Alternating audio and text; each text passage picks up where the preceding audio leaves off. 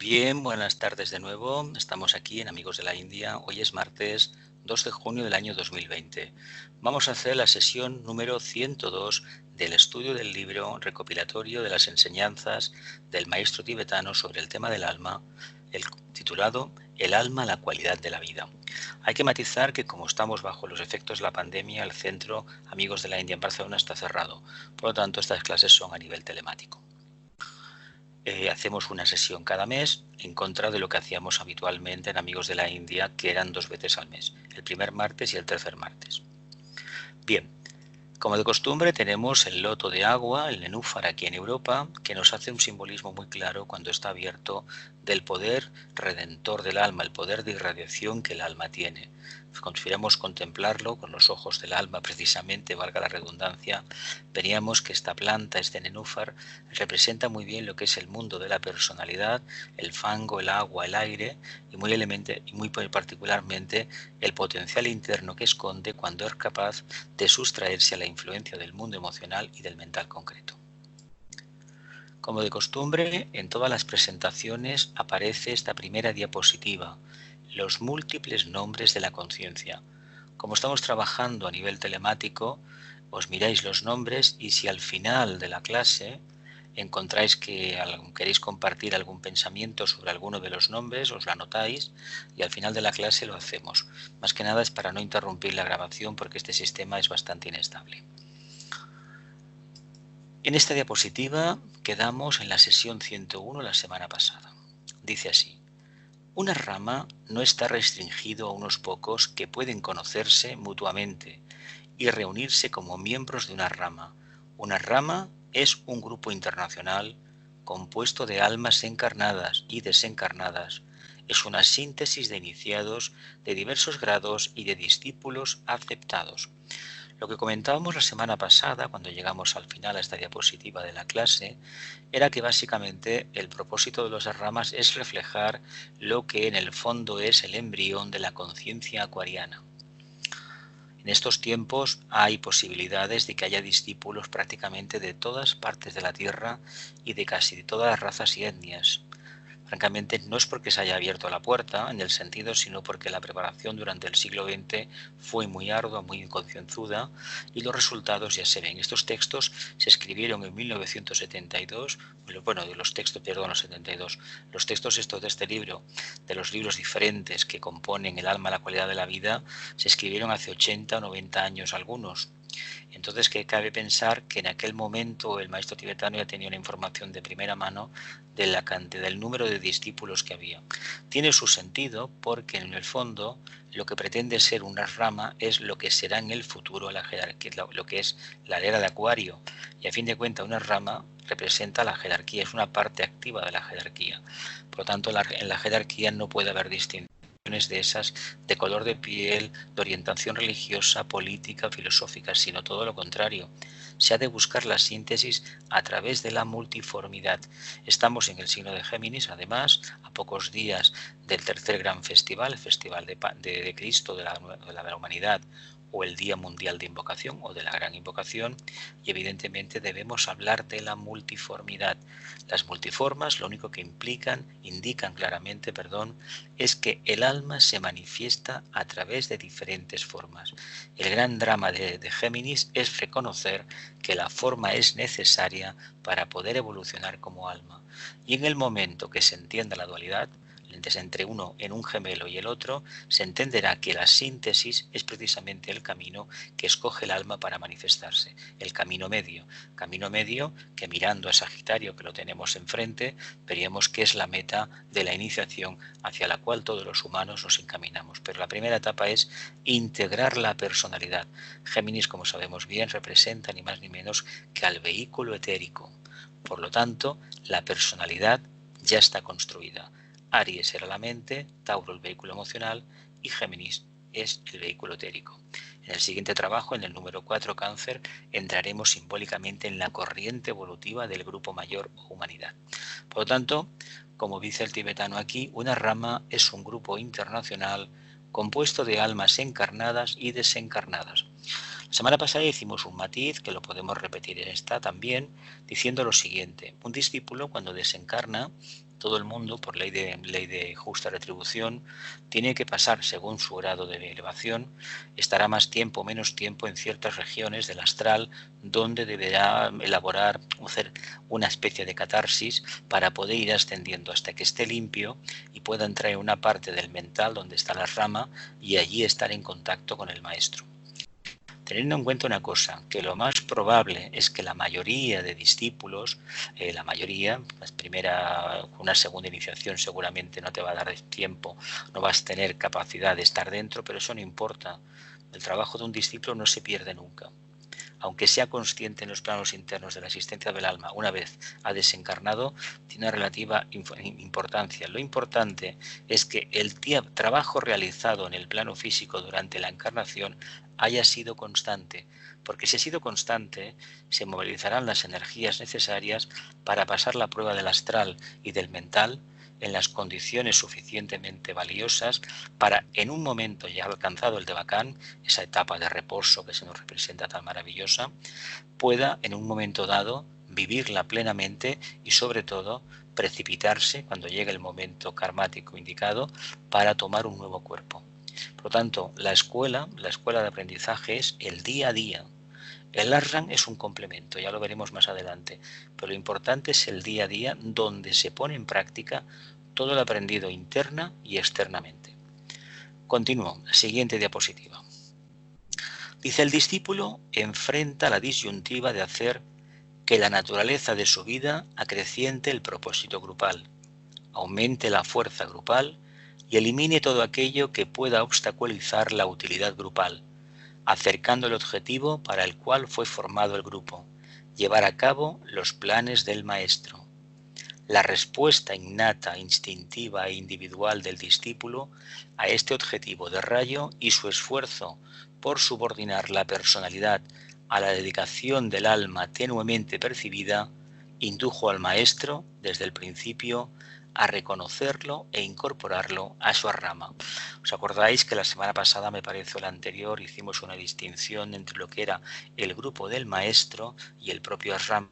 Pusimos un ejemplo, imaginemos por un momento que entre el número 1, que es el propio maestro, y el último es discípulo o futuro discípulo, que está prácticamente en la periferia, pues hay 500 almas dentro en evolución. Pues hay que pensar que las más cultivadas, las que han hecho un trabajo en el plano físico más intenso de servicio al grupo, no de personalidad de relumbrón, no, servicio al grupo, que significa ni más ni menos, en primer lugar, reconocer a los demás como seres humanos, como almas en evolución, pero no de palabras, sino de hecho, y tener una capacidad, una conciencia que pueda ir englobando cada vez más a un mayor número de almas encarnadas.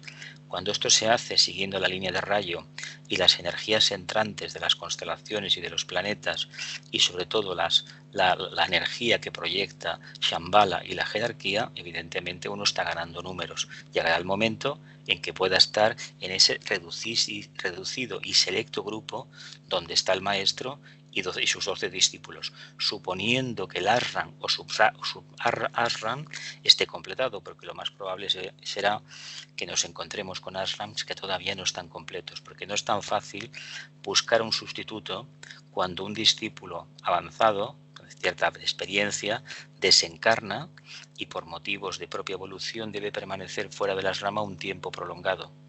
No hay a veces nadie que le sustituya, porque no se puede ocupar la silla, sino que debe de ser alguien que aporte una nota igual o similar a aquel discípulo que por cuestiones karmáticas está apartado momentáneamente para el maestro de estar presente en su propia rama. Aquí os he puesto unas fotos que son de Francia del año pasado cuando fui, y realmente veis un montón de amapolas. Pues imaginaos por un momento que estas amapolas son los discípulos que están precisamente al lado del maestro. Estar al lado del maestro implica una responsabilidad enorme. No es aquello que me va a decir el maestro, me va a halagar. El maestro no pierde en tiempo con esas cosas. Básicamente porque el maestro rara vez habla. ¿Qué quiere decir esto? Que la propia alma es la que nos va a instruir.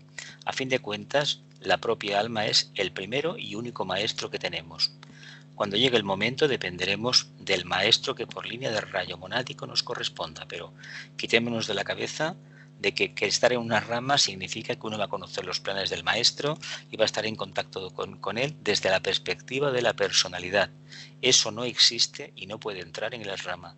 Entramos como almas, por lo tanto, mientras no nos conozcamos un poquito cómo somos como almas, no vale la pena que perdamos el tiempo hablando de la rama, ni del maestro, ni lo que pasará el día que nos toque estar por karma cumplido en ese estado de conciencia. A fin de cuentas, resumiendo un poco el contenido de la diapositiva, podríamos decir que uno llega a llamar la atención de un maestro vida tras vida porque ha tenido momentos sublimes de dedicación a los demás en diferentes partes del mundo, de ahí que las ramas esté compuesto de multiplicidad de razas, de etnias, de rayos, de energías. Aunque el maestro sea de segundo rayo, necesita el aporte de todos aquellos que tengan un primero, un tercero, un cuarto. ¿Por qué? Porque en realidad esos rayos van a trabajar como subrayos. No olvidemos que quien dirigirá será el rayo del alma, siempre y cuando éste se manifieste. Y se debe de manifestar de forma muy concreta. Por lo tanto, cuando hemos cumplido con estos requisitos de tener conciencia grupal, pensar en términos de grupo y dedicar toda la personalidad al grupo, puliendo todas las limitaciones que podamos detectar, porque hay que decir una cosa, la primera obligación que tenemos es purificar, transmutar, redimir las limitaciones que nos reconocemos. Lo que no podemos hacer de ninguna manera es escuchar a los demás y decir, no, es que tienes esto, tienes lo otro. No. Si uno no lo reconoce, no vale. Tiene que ser uno mismo. Y no tengamos ninguna preocupación. Si nos equivocamos, hay que decir, como hemos dicho muchas veces en estas clases, tanto a nivel presencial como a nivel telemático, que no se equivoca nadie. El que trabaja, el que se mueve, el que está investigando, está sometido a la ley del acierto y del error.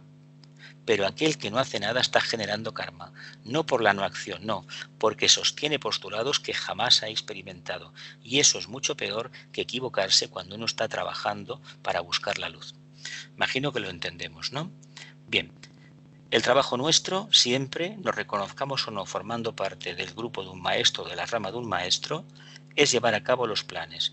En el caso del segundo rayo, me imagino que ya entendemos que no es esa idea bobalicona que tenemos habitualmente del amor, sino que cualquier actividad que se realice debe de estar bajo la impronta de la energía de la integración o cohesión que llamamos segundo rayo o ley del amor. Pero es que la palabra amor, ya sabéis que en los países latinos donde el sexto rayo es muy vigoroso y el idealismo también, adquiere unas connotaciones que son excesivamente personales o personalistas. Por lo tanto, vamos a hablar de energía de integración, de conciencia grupal, de buena voluntad si queréis. Así que preparémonos para llevar a cabo los planes del maestro.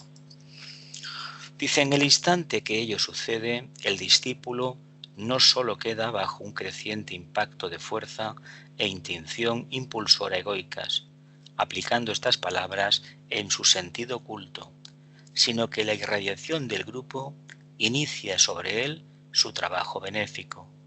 El poder magnético atractivo, que hasta entonces lo había guiado adelante, es reemplazado por una potencia irradiante estimuladora, efectuando grandes cambios en él y produciendo resultados de eliminación y sustitución.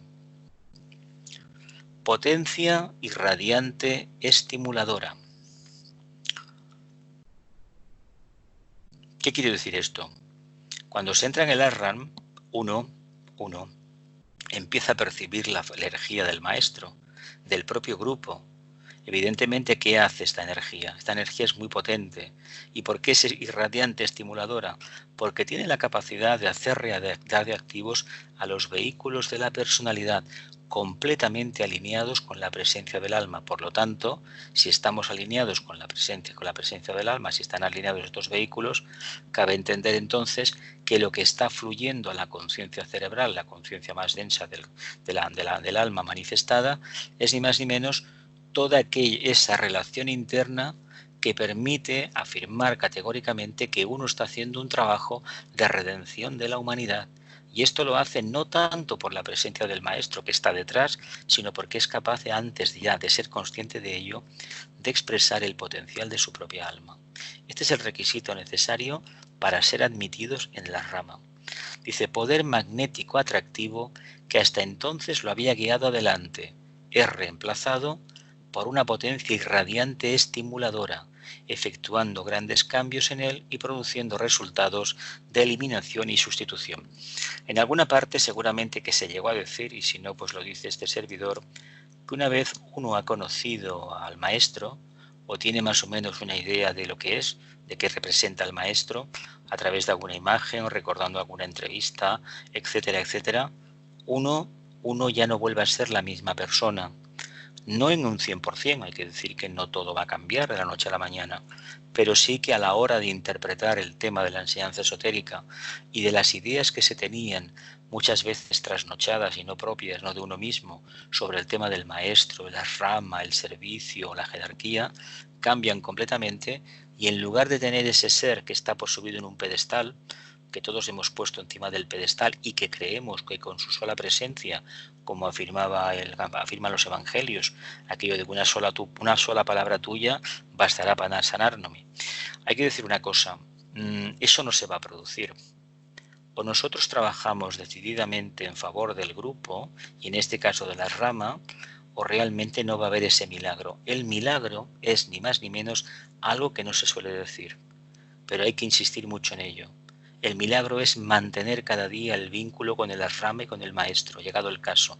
Eso es cuestión de que uno entienda qué prevalece en su vida, el interés por el mundo de la forma o el interés por el mundo más abstracto, más complejo de entender, prácticamente totalmente invisible, constituido por arquetipos, por ideas incluso, que uno no llega a comprender. Sin embargo, hay una ligazón interna que te hace permanecerte fiel a esa presencia. Y tú perseveras y perseveras y perseveras. Y ese es el verdadero milagro que debemos realizar cada día. Estar plenamente alineados con el alma y por extensión con el rama y con el maestro, pero no de forma obsesiva. En el maestro no hay que pensar, ¿sabéis por qué? Porque en el momento que pensemos en el maestro, atraeremos su atención y nos vendrá su energía, y no hay que molestarle con eso. Hay que trabajar y no ocuparnos de nada más. ¿Continúo? Dice, el efecto sobre la vida de la rama en lo que concierne al grupo que lo compone, independientemente de la propia potencia del maestro, puede ser descrito de la siguiente manera. Vamos a ver. A rama, efecto, a rama. Hay que decir una cosa. A ver, son almas en evolución, pero están vibrando, es decir, mantienen un elevado de conciencia, trabajan con los chakras superiores. ¿Qué sucede cuando se presenta un discípulo que todavía está entre dos aguas, como suele siempre acontecer? Pues que en la presencia del maestro, como os he dicho antes, acaba provocando una reversión de energías y la acaba poniendo contra las propias cuerdas. No olvidemos que lo que hace el maestro es ponerte contra tus propias cuerdas. Todo aquello que uno creía que estaba muy seguro automáticamente se derrumba, porque lo que os comentaba antes, esta idea que empezó en el siglo XIX con los escritos de Leadbeater o Annie Besant sobre el tema del maestro y el maestro por aquí y el maestro por allá, Vicente ha sido un poco más inteligente a mi modo de ver, la ha presentado de otra manera. Sí que habla con un profundísimo respeto del maestro, pero no hay que presentarlo como un ser poco menos que mitológico y con unos poderes tremendos. El maestro tiene un nivel de conciencia y ese nivel de conciencia conlleva la presencia de esas capacidades, de esas facultades, nada más. No pensemos que es un mago que hace milagros, no. El milagro, como os he dicho antes, es ser consciente del trabajo que tienes que hacer. Y él, más aún, como maestro, miembro de la jerarquía con una quinta iniciación, eso no lo va a perder. El día que pierda ese enfoque, ya no es maestro. Pues el día que el discípulo se olvide de lo que es, automáticamente pierde el grado que tiene y tiene que volver a empezar. Efecto a rama. Por lo tanto, ¿queremos realmente de forma práctica, palpable, porque el corazón nos lo pide así, la intuición nos lo dice, que debemos servir y lo mejor para nuestro servicio es realmente, no de forma así de deseo idealizada, sino formar parte dentro de una rama de la jerarquía? Nos debemos de aplicar la elección. Y si una vez hemos pedido el acceso a la rama o la iniciación, nuestra vida empieza a zozobrar en un sentido u otro y se nos empieza a clarear la intuición y lo que es por venir, entendamos que tal vez nos han escuchado. Y entonces lo que hay que hacer es no desfallecer nunca. Adelante, adelante, adelante, que ahí está todo el trabajo que debemos realizar. ¿Continúo? ¿Sí? Dice, la vida de la personalidad se va debilitando constantemente, perdiendo definitivamente su aferramiento al alma. En un sentido muy real, el alma comienza a dominar. Bien, esta es la fase de siempre que todo el mundo desea, ¿no? Durante a lo mejor miles de encarnaciones, precisamente la forma ha ahogado la conciencia. De hecho, es muy común cuando uno empieza a dar pasitos en el sendero, en esta vida, ¿no? Porque la referencia de otras vidas no la tenemos directamente, pues lo que suele acontecer es que uno quisiera hacer ciertas cosas que le brotan de no se sabe qué. No sabe qué lugar, qué centro. Y es muy curioso que cuando empieza a aparecer la mente concreta, empieza a aparecer un deseo egoísta detrás de la mente. Sabéis que la mente concreta es una mente kamamanásica, se rige por el mundo del deseo, no por buscar la luz, eso es mentira. Y si busca la luz es para satisfacción personal. La mente abstracta funciona de una manera distinta, pero la concreta funciona así.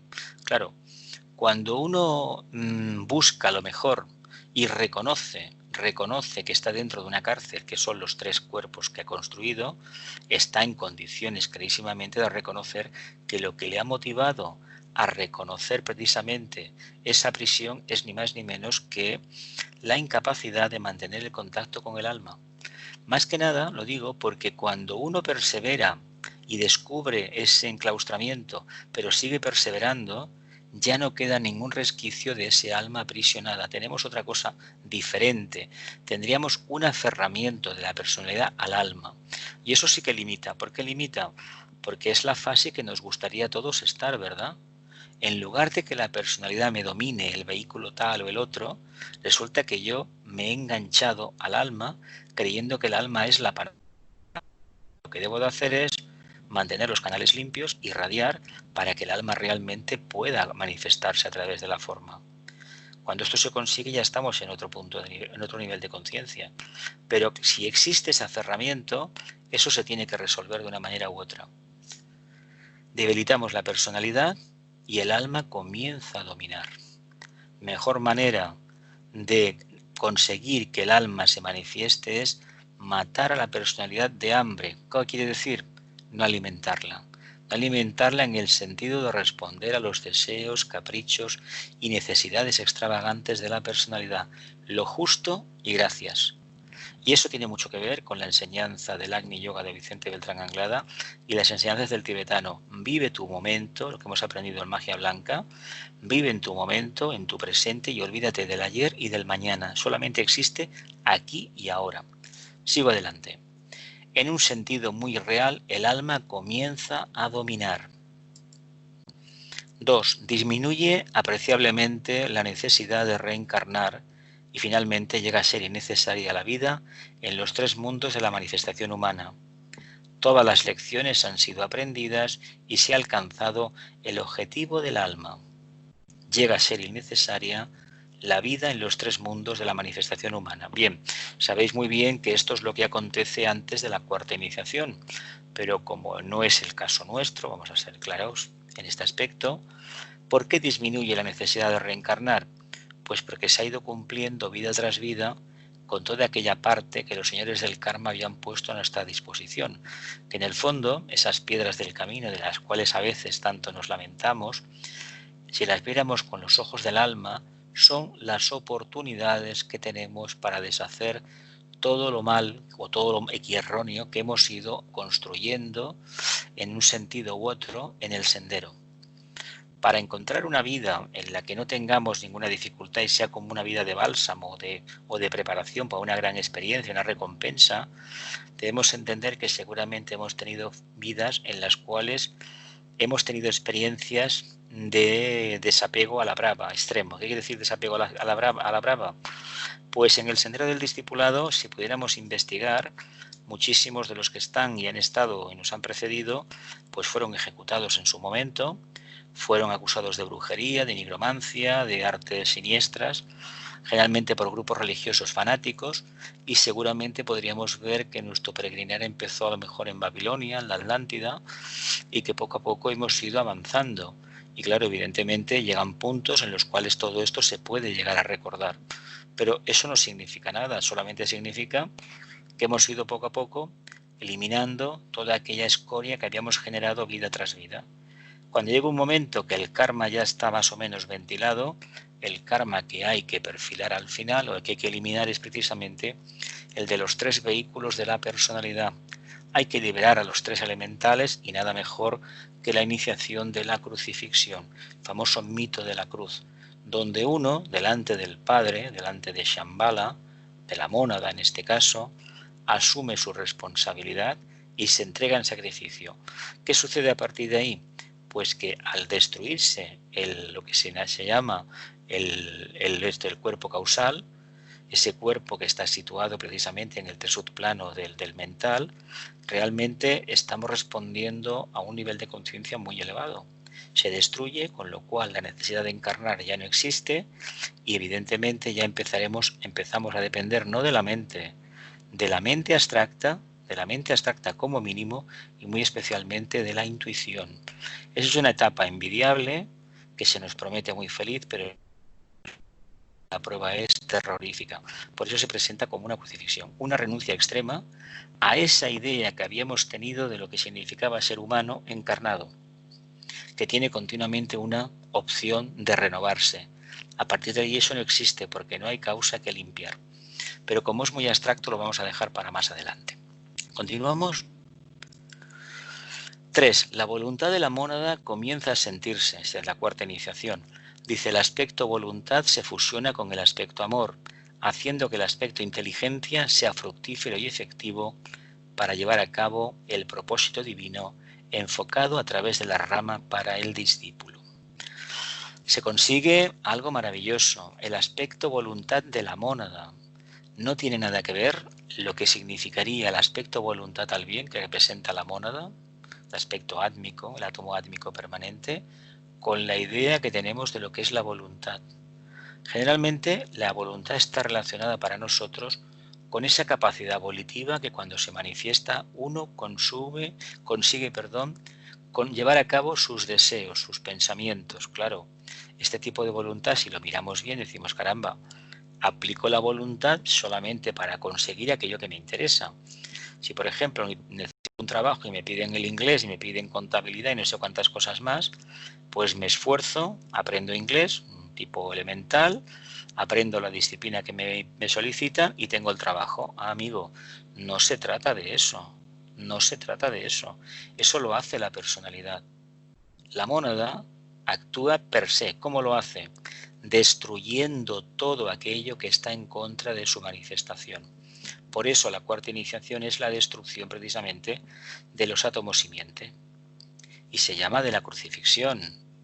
Y esa crucifixión que implica que, como os he dicho antes, la cruz karmática, la cruz fija, el brazo vertical, el que me une a la mónada y el horizontal, el de servicio, deben estar perfectamente colocados. Y uno asume su responsabilidad. Por lo tanto, lo que está haciendo es un profundo acto de agradecimiento. Claro, según la iconografía cristiana, la imaginería católica en este caso, viendo estos Cristos lacerantes, etcétera, etcétera, que no tienen nada que ver con el Cristo resucitado y triunfante, por ejemplo, de Géminis, no tiene nada que ver, porque eso es el mito de la Pascua ligada a la tradición hebrea, del sufrimiento, del castigo, del perdón. No, es la profunda renovación. Y la profunda renovación, que es precisamente la muerte, lo que hace ni más ni menos es que uno se libera de la materia, de la atracción por la materia, el anhelo de encarnar, porque ha contactado con la mónada, se lo ha trabajado durante mucho tiempo para que ese canal esté abierto y es tan potente la energía que viene que destruye ese antakarana que está entre la mente abstracta y la mente concreta, que es el antakarana que se nos pide construir primeramente para después dar el gran salto y que nos es útil tercera iniciación, pero para la cuarta ya no vale. ¿Por qué? Porque es quemado, es destruido con la energía que viene de arriba de la tríada espiritual. Pero vuelvo a insistir, es una etapa avanzada del sendero y por lo tanto hemos de entender que la fusión de este aspecto voluntad con el aspecto amor, lo que tiene de interesante, por eso es el mito del Nazareno, del lo que conocemos como el mito de Palestina de hace 2000 años, del gran peregrino, es que fusionó el aspecto amor que manifiesta el logos planetario y el logos solar, pero especialmente con el aspecto voluntad del Padre. El Padre es la mónada. Por eso en los evangelios, cuando se habla de Padre, se asocia a Dios, Aita. Pero Aita no, ¿cómo le llamaba? No me acuerdo el nombre ahora, ¿cómo le llamaba no, Aita es en euskera. ¿Cómo le llamaba en los textos de hebreos el nombre de Padre? Pero hay que decir una cosa, este Padre es la mónada. Siempre que hablemos en esoterismo del Padre, es la mónada, porque en el fondo somos chispas divinas. ¿Era Yahvé, Jesús? No, Yahvé tenía otro nombre. Tenía otro nombre. Yo recuerdo en los libros de Caballo de Troya, hablaba de otra manera. El nombre es un nombre muy conocido, es un nombre hebreo para referirse al Padre, porque le habla en términos de Padre, no de Dios, nada de esto, Padre, de Padre. Sí, porque claro, le presenta un mundo increíble, pero claro, es un mundo para el cual no hay sentidos humanos que puedan entenderlo. Ahí debemos trabajar de otra forma, la intuición. Uno lo percibe y puede estar toda una encarnación relatando lo que ha visto. Pero nadie le ha dicho lo que hay. Él ha visto algo, pero no es trasladable a la conciencia humana, sino utilizando un lenguaje que la mente concreta puede entender. Me explico, ¿no? No me acuerdo, cuando lo recuerdo os lo diré. Continuamos. Dice 4. Han sido logrados los objetivos del factor tiempo y espacio, la extensión de los acontecimientos, de la materia y de la conciencia, y con el tiempo son reemplazados por algo que aún no tenemos palabra para designarlo, ni tampoco un concepto del mismo. Comienza a expresarse después de la tercera iniciación, cuando el aspecto padre aparece ante nuestra vida. No sé, dice el tibetano, cómo expresarlo de otra manera.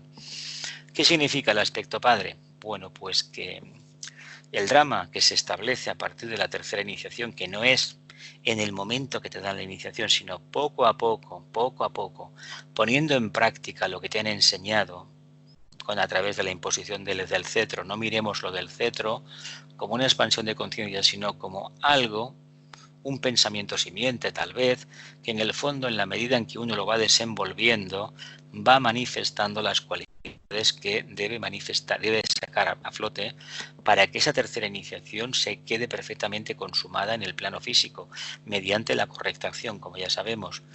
Claro que hay un cambio radical. ¿Qué le pasó a este gran iniciado, Pablo de Tarso? Cuando iba camino de Damasco, ¿no? La famosa salida de Damasco, viene un rayo de luz y automáticamente cayó de su caballo, ¿no? Como alma se apeó del vehículo que tenía para manifestarse la mente. Esto es la manifestación del Padre. Uno vivencia la intuición y a partir de ahí nada de lo que percibe en el plano físico le satisface. Y evidentemente manifestar el equilibrio, la armonía, cuando se tiene un ojo abierto hacia la realidad y con el otro, con el humano, estás viendo lo que estás viendo, evidentemente podemos entender por qué estas personalidades, estas formas a través de las cuales se manifiestan estas almas, a veces son difíciles de encasillar y muy difícil estar a su lado. ¿Por qué? Porque son seres que te ven realmente como tú eres, no como quisieras ver que te vieran. Y por lo tanto no están dispuestos a soportar según qué cosas. Eso es una etapa muy fastidiosa entre la tercera y la cuarta, porque la expansión de la conciencia es continua, las facultades psíquicas se incrementan y cada vez se está respondiendo más a través de ese aspecto padre. ¿Y qué significa este aspecto? Que todo lo que no esté en consonancia con el aspecto padre debe desaparecer de nuestra vida. Es como si uno le diera un día por coger todos los muebles y la biblioteca y quemarla de su casa. ¿Por qué? Porque no lo necesita ya. Porque los muebles le hablan de satisfacciones del pasado y no responden al carácter pragmático, efectista que debe tener un mueble, es decir, sirve para guardar algo, no como objeto superfluo decorativo. Y eso, que es una síntesis, que es un primer rayo en el fondo, en el mundo de hoy tan sensual, tan abocado a la satisfacción, es decir, de las compras impulsivas estas que hay, esta manera de consumir sin saber el porqué, cuando aparece esta capacidad de percibir al Padre, lo que es el primer rayo, el primer aspecto, la mónada, no deja títere con cabeza. Tanto donde aparezca, cuando aparece en un grupo religioso, pues en la Iglesia Católica ha tenido algunos, los grandes reformadores de la Iglesia Católica, los que han puesto el punto sobre la I, como unos cuantos místicos españoles, por ejemplo, u otros de otras partes del mundo, o en la política, no han dejado a nadie indiferente. ¿Quién quiere decir? O los quisieron mucho o los odiaron en la misma medida. ¿Por qué? Porque iban en contra de la comodidad en que esas conciencias estaban viviendo. Pensemos que cuando se ha percibido el aspecto Padre, no puede haber lugar para el estancamiento y la comodidad. Para nada. En la más absoluta de las inseguridades siempre. ¿Sigo? Dice, se considera a la totalidad de mayor importancia que la parte. Y esto no es un sueño, visión o teoría, ansioso deseo, hipótesis o anhelo. Se considera a la totalidad de mayor importancia que a la parte. Y esto no es un sueño, visión, teoría, ansioso deseo, hipótesis o anhelo. Es considerado como una necesidad innata y algo inevitable. Significa muerte, pero muerte como belleza, gozo, espíritu en acción o la consumación de todo lo bueno. Por eso, cuando aparecen estas almas, alcanzan este nivel, evidentemente, como os he dicho antes, lo acaban destrozando todo. ¿Pero por qué? Porque ya no tiene ninguna razón de ser. Acordaos de aquellos discípulos, que aquellos filósofos de la Ilustración, que con sus arengas, sus exposiciones, acabaron propiciando la Revolución Francesa, la entrada de Acuario. Evidentemente, no es que ellos defendieran la guillotina, no fue así. Esa fue la falsa interpretación de unos cuantos que pensaron que con métodos expeditivos cristianos podrían reconducir la corriente de energía que entraba. Y evidentemente se equivocaron y generaron karma. Pusieron los puntos sobre las íes y discutían clarísimamente de por qué aguantar a un rey absolutista que se cree en contacto con Dios cuando el pueblo está pasando, por ejemplo, miseria. No, el pueblo de tomar la palabra, el pueblo de pensar en términos de libertad. Esa idea que hoy nos parece todavía maravillosa y difícil de alcanzar en muchas partes del mundo, y prácticamente en nuestro país el primero, que va en contra del orden establecido. Por lo tanto, una persona, un alma encarnada que responde al Padre, socialmente se tiene que demostrar. No vale estar de acuerdo con lo manifestado. No sirve. Y si repasáis la historia del siglo XX y gente que ha llegado a eso que la Iglesia Católica llama la santidad, que es una cuestión muchas veces de intereses, no de realidad de conciencia objetiva, se ha ponderado más, se ha potenciado más aquellos elementos de organizaciones que eran pasivos y hacían vista, eran ciegos para las limitaciones de la gente, es decir, para las dificultades sociales. Decían que no querían meterse en política, pero con su actitud pasiva estaban consiguiendo hacer lo contrario, apoyar precisamente la marginación y que los seres humanos vivieran en la miseria. Cuando aparece alguien que se lo cuestiona y lucha, ese ser en cierta medida ha visto al Padre, ha visto lo que es la mona del propósito, lo ha captado. Y como lo ha captado, su misión es ponerlo en práctica. ¿Qué es un visionario? No nos deberíamos ni preocupar. Que haga su trabajo, que cumple su objetivo. Luego ya veremos qué pasa. Pensemos que en este mundo que decimos que está en continuo cambio es mentira. Cambia la apariencia, en el fondo es lo mismo. Fijaos bien, ¿eh? Y con esta pandemia que hay a nivel mundial o este miedo generado a nivel mundial se está viendo cada vez más. Cambia la superficie, el maquillaje, en el fondo no. ¿Continúo? Dice, la vida debe ser encarada desde el ángulo del observador, del alma, y no desde el ángulo del participante en el experimento, la personalidad y experiencia en los tres mundos. Este observador es distinto del que se halla en el sendero de probación. Es decir, como alma, evidentemente tenemos ya más experiencia. En el sendero de probación no podríamos haber hecho un trabajo de observador muy bueno porque no estábamos desligados de la personalidad. ¿Qué quiere decir? Desapegados. Hoy por hoy podríamos afirmar, creo que no nos equivocamos en grupos y decimos que todavía cuando pensamos en términos de evolución parece que nos echamos mano a un brazo, al otro para saber si lo tenemos, ¿no?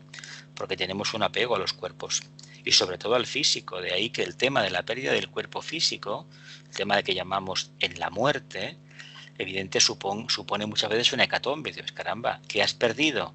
He perdido un cuerpo. el físico, pero es que no lo necesitaba.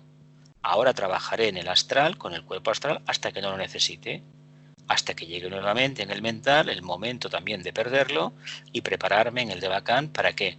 Para volver a la experiencia del contacto con la materia, que como alma, como conciencia necesito, como mónada necesito ese contacto. Dice, este observador es distinto del que se halla en el sendero de probación. Dice el maestro, la mayoría de los experimentos y experiencias han quedado atrás y se ha establecido una nueva orientación hacia un mundo de valores más elevado que el mundo de significados. Se ha establecido una nueva orientación hacia un mundo de valores más elevado que el mundo de significados. ¿Qué serían los valores? Algo inevitablemente muy abstracto, ¿no? Prácticamente ideas muy superiores, ¿no? Las ideas que decimos no sabemos cómo encargar eso. Fijaos por un momento la imagen que tenéis aquí, es un campo de trigo o de cebada, y fijaos la ingente cantidad de amapolas que hay. Y se ve perfectamente los edificios al fondo, la ciudad, y es un paisaje maravilloso. Está a las afueras de, prácticamente esto es Francia, está en la salida final de una línea de tranvía que viene del centro de Ginebra, y francamente dices, caramba, qué maravilla a 20 minutos de tranvía o 10 paradas de tranvía encontrarme con esto. Claro, aquí vemos como una selva, pero hay una característica de esta selva. Responde a un color definido, un color asociado con la voluntad, el rojo. Y curiosamente otro color muy claro, el de la actividad, el tercer rayo, el del reino vegetal. Es curioso porque a veces perdemos de vista que para poder manifestar el potencial del alma y percibir la realidad del Padre o de la mónada en todo lo manifestado, necesariamente debemos recurrir a la actividad. Por lo tanto, esa idea de quietismo, de no hacer nada, de perder la vista en el horizonte, en plan escapismo neptuniano, debemos entender que la debemos reconvertir y convertida en un objetivo real para nosotros, algo que sí podemos conseguir. Por lo tanto, nada mejor que encarar la vida desde el ángulo del alma, del observador. En las escuelas esotéricas, la escuela pitagórica, había el ejercicio de la recapitulación vespertina, repasar lo que se había hecho durante el día en un orden inverso al acontecido y manteniendo una distancia de observador. Si nos observásemos como observadores, veríamos la infinidad de carencias que tenemos todavía. Ni somos tan valientes, ni somos tan osados, ni somos tan honrados. Y eso a veces es demoledor, porque nos damos cuenta de que no avanzamos casi nada. Tampoco debemos de caer en el desánimo, sino confiar plenamente, no de que algún día llegaremos a la meta, no, sino que nuestro trabajo es el día a día. Y no va a haber una reválida cuando acabe junio o empiece en septiembre, no. El examen es cada día. Y eso a veces desmotiva, pero en el fondo hay que decir que es el camino más seguro. Y cada día hay oportunidades para estar contento, alegre, a pesar de las muchísimas diatribas que deberemos resolver en el día a día. Sigo adelante. Dice, dicha actitud podría muy bien describirse como el método de acercamiento de todos los que forman parte de una rama. Cuando los miembros de una rama son aceptados como discípulos, aunque viven en los tres mundos de la experiencia del foco de su atención, en el mundo de la experiencia, el foco de su atención no está puesto allí. Dice, cuando dos miembros de una rama son aceptados como discípulos, aunque viven en los tres mundos de la experiencia, el foco de su atención no está puesto en el mundo de la experiencia. ¿Está puesto dónde? Pues en el punto más abstracto sublime que pueden alcanzar, el mundo de la conciencia. El mundo de la conciencia superior no tiene forma, Son los valores de la luz, el amor, la voluntad al bien, la fraternidad, la idea de la fraternidad y sobre todo la conciencia grupal. Esa idea que está ahí, que precisamente te impele, te obliga a estar directamente al final en presencia del maestro. Porque está respondiendo a esa nota que él emite, que es conciencia grupal, independientemente del rayo que sea, Es conciencia grupal siempre. Foca la atención en el alma, los tres mundos de la experiencia. No olvidemos que existe alma porque hay una relación directa entre el espíritu y la materia, y el nexo de unión es el alma. Por lo tanto, nos debemos de encaminar a ese punto neutro para que cuando lleguen a partir de la tercera iniciación trascenderlo y depender directamente ya en la cuarta del mundo de la tríada espiritual, especialmente del plano búdico, del átomo búdico permanente o razón pura, o amor también. ¿Continúo? Dice, cuando son discípulos iniciados van siendo en forma acrecentada inconscientes de las actividades y reacciones de la personalidad, porque ciertos aspectos de la naturaleza inferior están controlados y purificados de tal manera que han quedado bajo el umbral de la conciencia y han penetrado en el mundo del instinto, por lo tanto, no son conscientes de ello, como no lo es del funcionamiento rítmico de su dormido vehículo físico, el hombre dormido. Esta es una verdad profunda y generalmente incomprendida. Repito, dice, cuando un discípulo es iniciado, va siendo en forma acrecentado inconsciente de las actividades y reacciones de la personalidad. Bueno, hay gente que, bueno, que lo hemos visto en el plano físico, que las cuestiones de la personalidad pues no es que le resbalen en sentido negativo, sino que no le presta atención. A ver, en el plano físico hay muchísimas cosas que están ahí y que sí que deberían de cambiar, pero que no por ello vamos a perder la oportunidad nosotros de avanzar. De nosotros no depende buscar la inmortalidad. Si acontece una enfermedad como la que tenemos ahora, la pandemia, y la gente de nuestro alrededor fallece, lo que no vamos a hacer es perder los papeles, los estribos y poner en duda todo lo que conocemos. Forma parte de la propia evolución. Y esta pandemia, como todas las que han habido en la Tierra, que ya nos olvidamos, hace 100 años hubo una que mató unos 50 millones en todo el mundo de víctimas. Entonces, ¿qué hizo esa gente? Pues ni más ni menos que adaptarse a las circunstancias, lo que hay que hacer ahora. Y no culpabilizar a uno o al otro, eso no va así. Además que se genera karma. Cuando acontece una cosa de estas o a nivel individual y nos afecta a uno de nosotros, quiere decir que tenemos una parte de responsabilidad. Lo que sucede que fuera de los grupos de estudio, de esoterismo, esta verdad no se puede decir. ¿Por qué? Pues porque la gente quiere seguir creyendo en un Dios de su imagen y semejanza que le limpia todas las limitaciones. No, eso no existe. Eso es un engaño. Y como es un engaño hay que asumir la propia responsabilidad. Por lo tanto, entendamos que nos debemos fusionar en el servicio diario. Todo trabajo que se haga debe realizarse desde la perspectiva del alma. No entra la personalidad. Y eso que se nos enseña en las escuelas al principio, ni criticar ni juzgar. Los demás hacen su trabajo como creen hacerlo. Y si lo viéramos bien, tienen tanto interés en hacerlo bien como nosotros. Lo que pasa es que nuestra mente tiene la tendencia natural, nociva en este caso, para afirmarse más, de ver las limitaciones de los demás.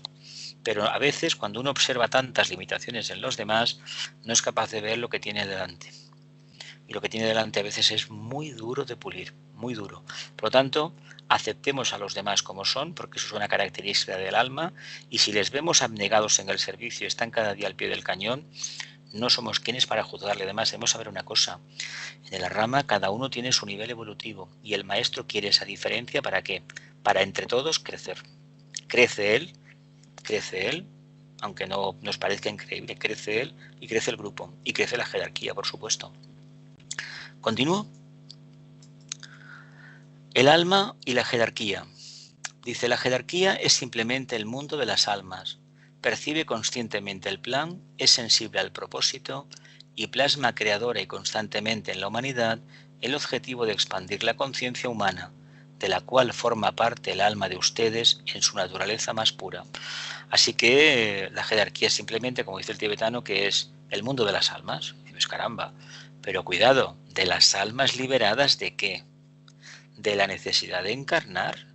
Cuando forma uno, ya empieza la segunda iniciación, adelante, empieza a formar parte de la casa, sobre todo en la tercera, del quinto reino, evidentemente, aunque todavía está sometido a la rueda de reencarnaciones, pero ya es mínimo lo que hay. ¿Pero por qué está allí? Porque se lo ha ganado a pulso. Se lo ha ganado a pulso. Se llama el quinto reino de las almas liberadas, de aquellos seres que pasaron, mónadas, que pasaron la experiencia de los tres mundos y que pueden estar en el quinto precisamente para desde allí desde allí seguir ayudando a sus hermanos del cuarto reino, de la humanidad.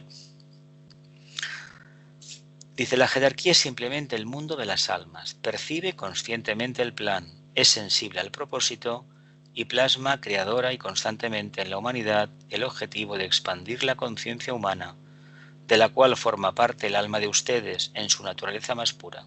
Vamos, nos lanza un piropo magnífico el tibetano. ¿Sigo? 2. Debe de señalarse que hay 3 tipos de trabajadores jerárquicos. Las almas, es decir, los iniciados que han recibido la 4ª iniciación de la renunciación, cuyo cuerpo del alma, el causal, fue destruido. Ellos son los custodios del plan. Mira, ya hemos aprendido algo. Cuando se dice los custodios del plan, ¿qué son? Los arates. ¿Sí o no? Arates. Han recibido la 4ª iniciación. En adelante, la 4ª, empezamos por ahí, ¿no? Renunciación. La prueba de la renunciación. Acordaos que la renunciación era el trabajo número 12 de Hércules, ¿no? ¿Os acordáis de la consumación del ciclo? Las 4 R's del zodiaco. Resolución, redención, renovación y renunciación, ¿verdad? Pues precisamente tendríamos Aries, tendríamos Capricornio, Acuario y Piscis. Y esas 4 R's que nos hablan de la 4ª iniciación. Qué curioso, ¿verdad? Qué tema más interesante. Custodios del plan. Y la fotografía maravillosa, y detrás de este campo creo que es una sementera, me parece, si no lo veo bien, al fondo hay un campo de colza, que el campo al fondo es amarillo. ¿Y por qué está el amarillo al fondo? ¿Qué color tiene el plano búdico? Amarillo, ¿no? Pues fijaos dónde está el plano búdico. ¿Lo vemos? 2. Las personalidades fusionadas con el alma. Esos discípulos e iniciados que recibieron las primeras 3 iniciaciones por cuyo intermedio las almas llevan a cabo el trabajo del plan. Personalidades fusionadas con el alma. Segunda fase, ¿eh? La primera es la última, los custodios del plan.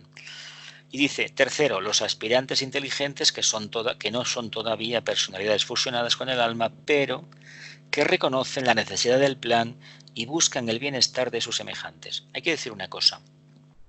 Aunque técnicamente este último grupo parece quede en menor valía que el grupo primero o el segundo, hay que decir que cuando en el plano físico aparecen seres humanos, almas encarnadas, que trabajan por mejorar las condiciones de vida de los demás, ya sea a través del medio ambiente, ya sea por la captación de las aguas, el tráfico rodado, la contaminación, una sanidad mejor, y que van dedicando su tiempo, su entrega, su coraje, su energía a buscar el mayor bien para el mayor número, esta gente forma parte de esta base, reconocen de todos aquellos que son inteligentes, que todavía no es una personalidad fusionada con el alma, pero que reconoce la necesidad de ¿qué? De un mayor bien para un mayor número, basándonos en las ideas que todos conocemos, libertad, igualdad y fraternidad, pero todo eso es conciencia, eso es trabajar en la materia con las ideas de la luz, el amor y la voluntad al bien. Cuando esto sucede, llegará el momento que tengamos libertad, igualdad y fraternidad. Hoy por hoy, la fraternidad no deja de ser una idea muy bonita, pero parece ser que todavía no se va a poner en práctica. Y llevamos ya tiempo, pero es que el Cristo hablaba también de fraternidad y que se sepa, no lo ha conseguido en amplia escala, que se sepa, pero bueno, está ahí. Por lo tanto, apoyemos a todos aquellos que en su medio ambiente están trabajando, por ejemplo, a través de la pandemia, en estos tiempos, gente que ha perdido el trabajo, que se quejan de que no les pagan. Oye, hay que prestar ayuda y sobre todo potenciar que esto suceda. Y si lo percibimos en nuestro entorno, mirar ese proceso como un proceso de manifestación de un alma grupal nueva. Lástima que cuando hay una lucha de estas y se consiguen unos beneficios económicos, la gente se olvida del trabajo grupal. Es una lástima. Una lástima porque cuando acontece otro problema, porque sabéis que la parte oscura que domina todo el mundo del deseo es muy poderosa y está esperando que bajemos la guardia para seguir haciendo de las suyas. Lástima que bajemos la guardia con entretenimientos como el fútbol, la vida cómoda, el consumo, etcétera, etcétera. Las vacaciones, el crucero y todas esas idioteces, ¿no? Digo idioteces porque no son realidades de conciencia. Si uno quiere hacer un crucero, que lo haga, pero que trabaje como alma. Eso es lo que hay que pedir siempre, nada más. ¿Continúo? Ya estamos acabando, ¿eh? Dice, el grupo más elevado formula el plan, los famosos de la 4ª iniciación. El segundo, el de las almas fusionadas, modifica, califica y adapta el plan a los requisitos humanos contemporáneos, asegurando de esta manera la continuidad gradual y firme del plan. El tercer grupo son los agentes que llevan este plan al género humano y tratan de hacerlo factible guiados por la contemporización espiritual, contemporización evidenciada por el segundo grupo. Claro, ¿cómo se va a llevar esto a cabo? Precisamente los que están al pie del cañón. ¿Quiénes son? Pues todos estos, que todavía muchas veces no son personalidades fusionadas, pero que sin embargo perciben un mundo nuevo y lo quieren llevar a la práctica. A veces se critica de manera injusta en nuestro país y se desprecia a los sindicatos, pero hay que decir que si tenemos vacaciones, una pensión, etcétera, y sanidad pública y todo esto es debido a los sindicatos a lo largo del siglo XIX y del siglo XX. Hoy en día la gente joven pasa de muchas cosas porque es víctima del consumo y su conciencia no abarca más allá de lo que ven, o un palmo por delante. Pero es una auténtica pena, porque si trabajamos 8 horas, etcétera, etcétera, es debido a eso. ¿Qué pasa? Que como esos derechos se nos fueron dados, reconocidos hace tanto tiempo, los que han venido después no han luchado para conseguirlos, por lo tanto se acabarán perdiendo. Con el teletrabajo y todo lo que hay hoy en día, a lo mejor dentro de unos años no tenemos ningún tipo de derecho de estos. Nos van a igualar a todos con una aportación mínima cada mes y búscate la vida. Es penoso, pero hay que decir que no se hace nada por mantenerlo, solamente mucho bla bla bla y nada más. ¿Lo vemos? El grupo más elevado formula el plan. El segundo grupo modifica, califica y adapta el plan a los requisitos humanos. Este grupo, el que hace todo ese trabajo de contemporización, de adaptación, modificación y de calificación, este grupo es el de las almas que, fusionadas ¿con quién? Con el alma, ¿no? Personalidad. Dice el segundo grupo, el grupo más elevado formula el plan. El segundo grupo modifica, califica el plan y los requisitos humanos. Vamos a mirar la anterior. Segundo, las personalidades fusionadas con el alma, esos discípulos e iniciados que recibieron las 3 primeras por cuyo intermedio las almas llevan a cabo el trabajo del plan. Estos son los que modifican, califican y adaptan. Tienen la segunda y la tercera, bueno, la primera, la segunda y la tercera, por lo tanto, manifiestan buena voluntad, manifiestan un intelecto poderoso. Y hay que decir una cosa, han visto la luz dentro de la luz, trabajan con la mente abstracta en el mundo de las ideas, por lo tanto, son los encargados de presentarlo a aquellos que los van a poner en práctica, a todos aquellos que todavía, teniendo un intelecto también manifestado, un poco de buena voluntad y a lo mejor menos de esa comprensión intuitiva abstracta, pero sin embargo están capacitados para organizarse en el plano físico. Vemos, si no nos organizamos en el plano físico, no esperemos que invocando los ángeles lo hagan, Es un trabajo humano. Es un trabajo netamente humano. Y si lo ponemos en duda, acordémonos, bueno, de lo que estamos viendo estos días con este desgraciado incidente en Estados Unidos, como la gente se ha movilizado. Se ha movilizado. Si nos quedamos en casa rezando, no conseguiremos nada. Es como saliendo a la calle, ocupando la calle, sentándote en forma pacífica. Esto lo enseñó Gandhi. Y esto procede de hace ya muchísimo tiempo, no era nuevo ni mucho menos, pero por ejemplo en un país como el nuestro sonaría un poco raro, ¿no? Aquí somos más de acción y de mucho plexo. Pero cuando uno hace un sentimiento, se pone, como han hecho muchos policías, con una rodilla en tierra, eso significa un acto de reverencia, y es maravilloso eso. Ojalá el ejemplo creciera como una gota de agua, como una mancha de aceite por todo el planeta Tierra. Ojalá, porque estaríamos trabajando con este tercer grupo que quiere manifestar algo nuevo. Pero este grupo no tiene por qué saber técnicamente que está influenciado por estos intelectuales, estos que captan, intuitivos, servidores que trabajan muchas veces en las sombras, pero que están generando en los ambientes la suficiente limpieza y un aura brillante en la Tierra para que el tercer grupo, que aparentemente es el menos valorado, pueda llevar a cabo la acción. Lo vemos un poco, ¿no? ¿Cómo funciona? Porque pensemos que el trabajo que hace el segundo es captar de manera intuitiva lo que el primer grupo hace. ¿Lo vemos? Sí, ¿no? Si no, luego cuando acabe la clase luego lo comentamos. El trabajo de la jerarquía en conexión con el género humano se divide en 2 partes. El trabajo que efectúan con los seres humanos individualmente a fin de despertar en ellos la conciencia del alma, más el que realizan con ellos como almas para que, actuando en los niveles del alma y como entes conscientes en el reino de Dios, puedan comenzar a visualizar el objetivo de Dios mismo. A ver, como personalidades trabajamos en el plano físico, ¿verdad? Y esto debemos tenerlo en cuenta. Y cuando digo personalidades debemos reconocer la dualidad. Estamos en Géminis. Cuanto antes reconozcamos que como almas, necesitamos al otro hermano, es decir, el otro yo, el inferior, que son tres en uno, antes entenderé cuál es mi objetivo, mantener ese equilibrio. Ese equilibrio es la energía de cohesión, de amor, de relación correcta que cada ser humano lleva dentro. Lástima que no sepamos ponernos de acuerdo nosotros mismos, con nosotros mismos.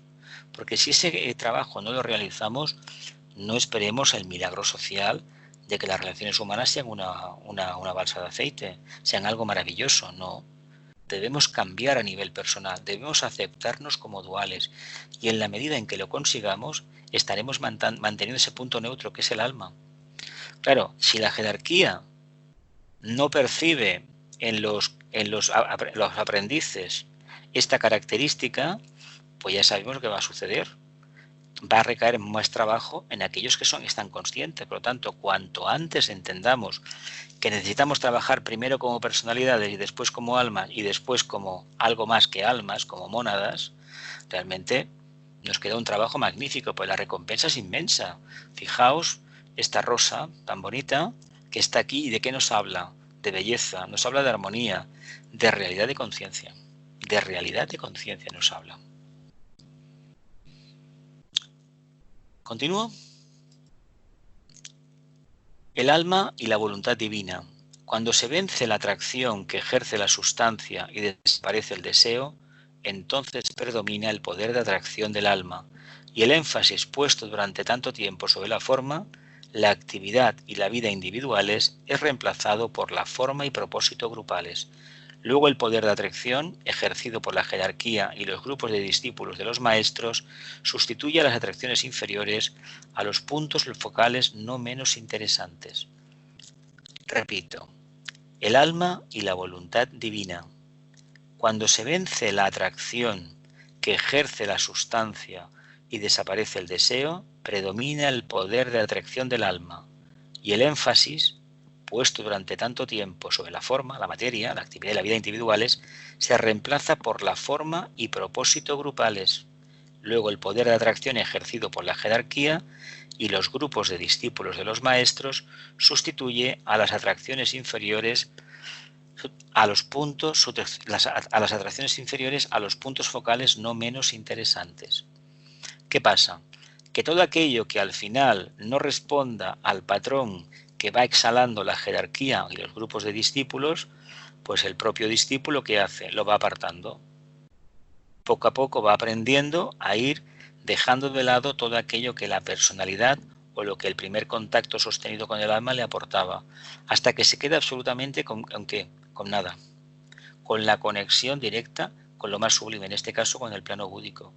Por eso esa actitud, cuando se mantiene firme, te precipita en la cuarta iniciación. ¿La vemos? ¿Sigo? ¿Nos quedamos en esta ya, familia? Ya es tarde, hemos pasado la hora, me parece. Dice, cuando esos asuman el lugar que les corresponde en la conciencia, entonces se hará sentir la atracción dinámica del aspecto voluntad de la vida de la divinidad, que no tiene relación alguna con la forma o formas, con el grupo o grupos. Es decir, cuando hayamos sustituido el interés que tenemos por trabajar como almas en el plano físico, lo hayamos cambiado por el interés, el contacto con la jerarquía, el trabajo de los grupos y hayamos ahondado en él, nos damos cuenta que eso tampoco nos sirve para nada. ¿Por qué? Porque por encima de eso, ¿qué hay? Hay una abstracción, un contacto con la divinidad entendida con la mónada, con Shambhala en este caso. Es decir, dependemos ya del aspecto voluntad. ¿Qué quiere decir este aspecto voluntad? Pues ni más ni menos hablar de síntesis. Y el aspecto voluntad de la divinidad va asociado ni más ni menos a esta energía maravillosa del planeta Urano, que precipitará una vida nueva basada en aquello, en lo que uno perciba internamente nada más. no en lo que haya aprendido de otros, sino en lo que haya sido capaz de revelar de su propia investigación, es decir, percibiendo de forma instantánea, de forma intuitiva, desde los planos superiores. Bien, ¿damos por finalizada la clase, familia? Que la luz, Sí, que la luz, el amor y el poder restablezcan el plan de Dios plan de Dios en la tierra. Que así sea y cumplamos con nuestra parte. Que así sea.